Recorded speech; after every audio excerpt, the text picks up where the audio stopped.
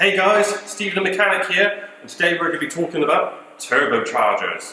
So, what is a turbocharger? A turbocharger is basically an air pump which can help enhance the performance of a vehicle. We're going to be looking at these various turbos here and explaining a little bit about how they work, why they work, and what they do for our engines. Right, so let's have a look at the turbocharger and the main components of it first. So, here we have a turbocharger, and we have our turbine housing, our bearing housing, and our compressor housing.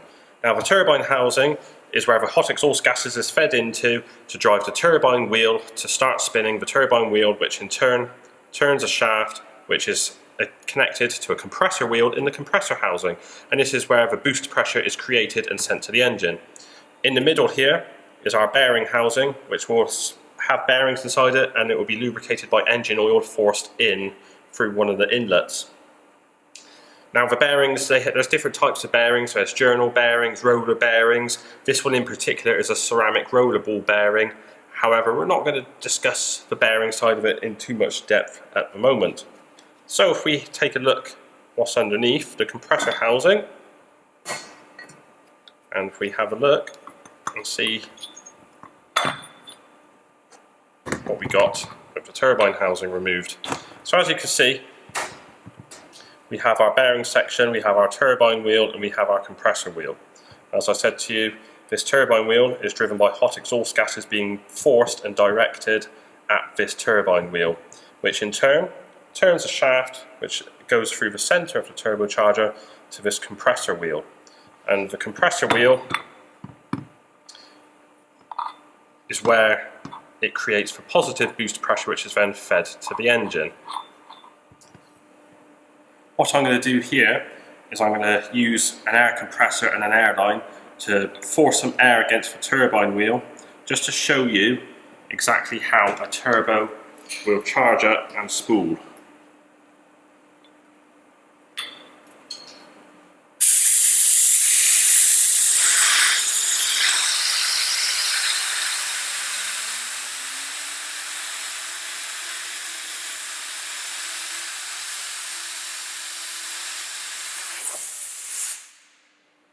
Okay, so hopefully that gives you a bit of a clearer understanding of how the turbine wheel is mounted on a shaft directly to this. There's no movement, okay? If the turbine wheel turns one turn, the compressor wheel turns one turn, okay? The faster the turbine wheel spins, the faster the compressor wheel spins. So as you go up through the rev range, you'll usually find with turbochargers there's what we have is known as turbocharger lag. So it takes a while for the engine revs to build up to create enough gases forced at the turbine wheel in order to drive the compressor wheel to produce our positive boost pressure.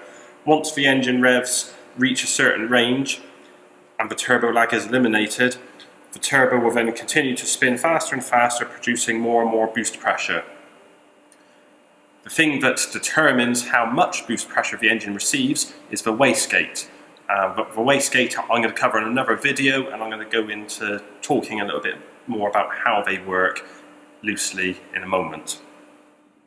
As I explained, the turbocharger is essentially an air pump. What I've done with the turbo here is I've put the compressor housing back onto it, I've left the turbine wheel exposed, and I've put a glove onto the outlet of the compressor housing. So hopefully, by spinning up the speed of the turbine wheel, the compressor wheel should start to move some air, so this will give you a nice visual representation of positive pressure coming out of the compressor housing. So here we go.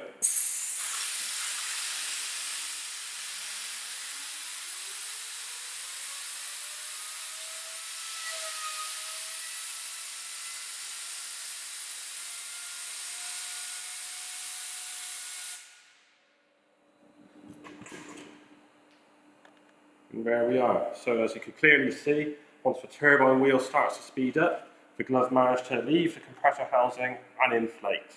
So hopefully that will give you a nice visual representation of how the air is moved. I'm just going to show you from this angle the turbine wheel spinning.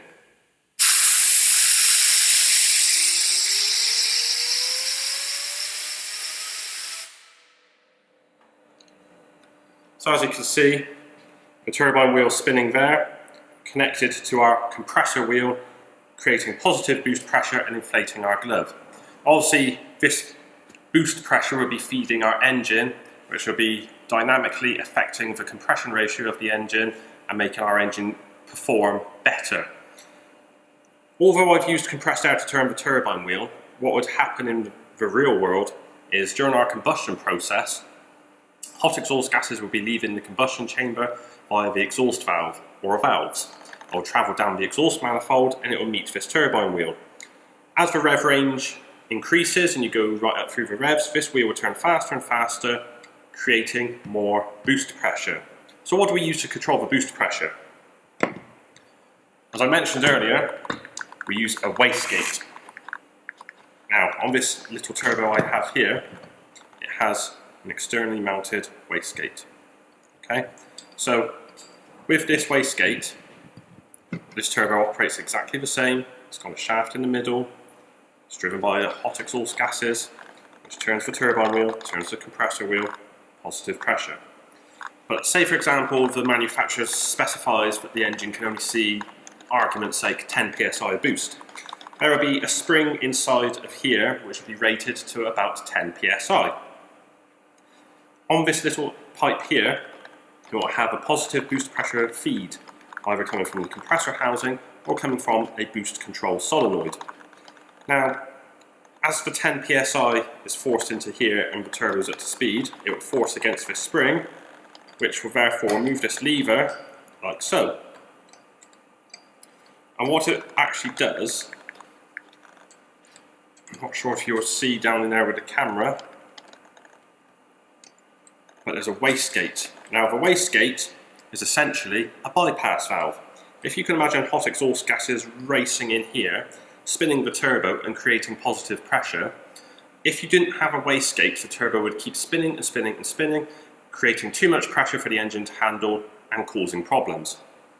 So once the 10 psi is made and it opens the wastegate, it allows hot exhaust gas to bypass the turbine wheel and come straight out of the exhaust port on the turbine housing, therefore slowing the turbine wheel speed down and controlling the boost pressure.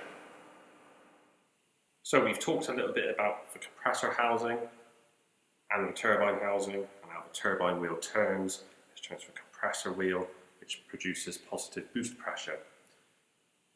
We get our cold inlet air in through the front of the turbo, pressurized out of the turbo, our hot exhaust gas is driven into this wheel and then comes out of the exhaust.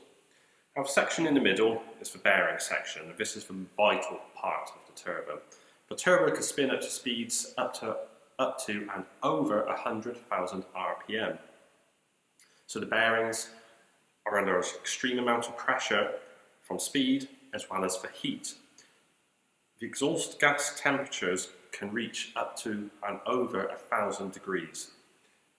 So there's an awful lot of pressure on these bearings with speed and heat. There's a small hole on top which engine oil is forced under pressure from the oil pump from the engine. It is then forced out in through the bearings and it then exits at the bottom and it will return to the sump where it will then go through the filter and back through the cycle again.